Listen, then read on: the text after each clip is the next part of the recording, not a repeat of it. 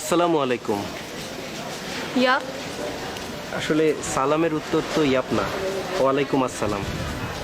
ওকে, ওয়ালাইকুম আসসালাম। জি, আসলে আমি আপনার জন্য একটি বই এনেছিলাম, ইসলামের নারী অধিকার ও সংগ্রাম। বইটি অনেক ভালো, আপনি পড়ে দেখতে পারেন।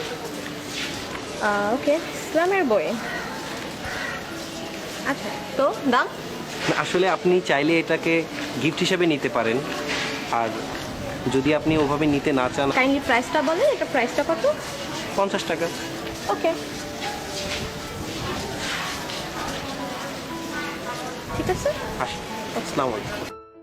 সুপথে চালাও, মাফ করে দাও আল্লাহ,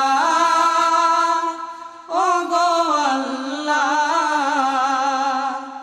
ক্ষমা করে দাও, মাফ করে দাও, ক্ষমা। আসসালামু আলাইকুম ভাই, চলেন আমরা একটু সালাত আদায় করে আসি। ভাইয়া এখন তো প্যান্টটা ঠিক নাই, তাই নেক্সট টাইম করবো। ভাইয়া চলেন, আমরা চলেন একটু সালাত আদায় করে আসি। আপনার তো বুঝতে হবে আমার প্যান্টটা ঠিক নাই।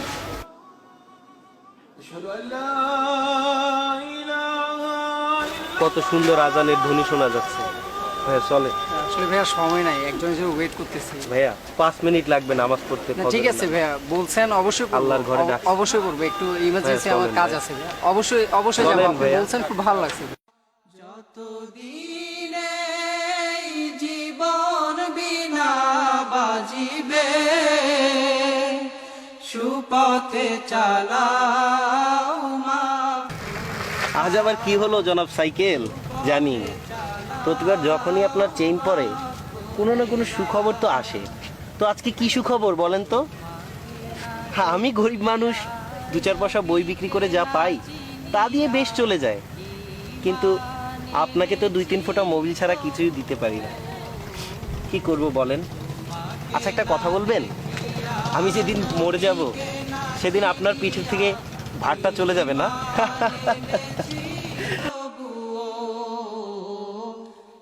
এই উসিলায় রহম দয়া বিলা,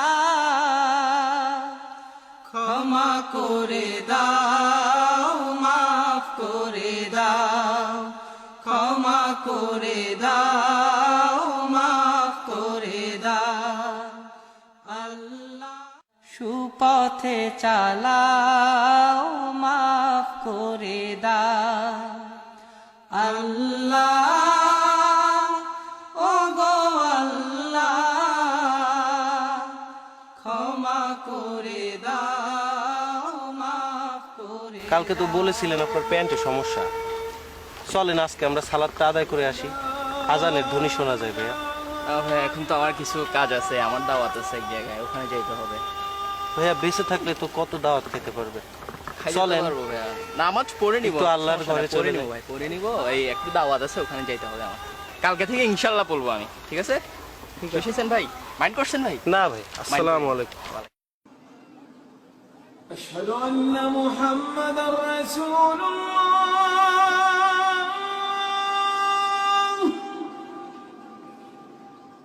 আব্দুর রহমান, রহমান, চিনতে পেরেছেন? জি, ঠিক চিনতে পারলাম না। আমি ওই যে স্টেশনে ইসলামের বই। ও আচ্ছা আচ্ছা, হ্যাঁ বলেন। আপনাকে কিছু প্রশ্ন করার ছিল, যদি আপনার সময় হয়।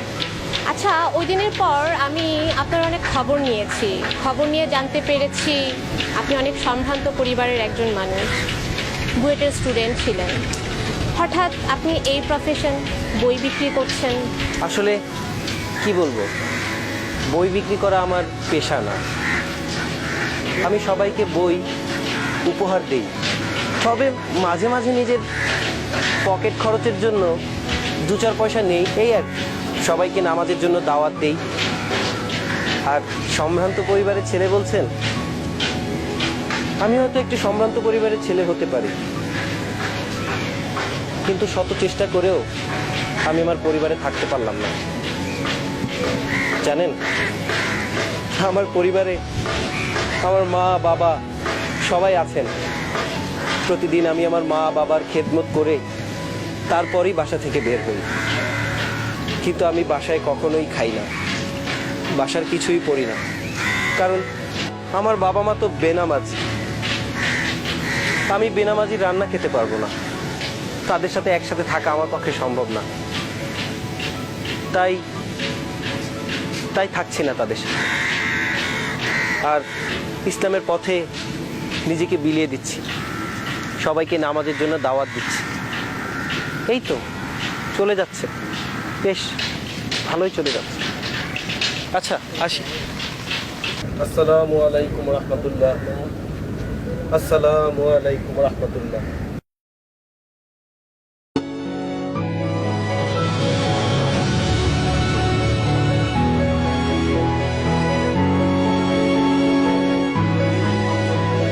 ভাই আমার অনেক বড় ভুল হয়ে গেছে ভাই, মাফ করে দিবেন ভাই।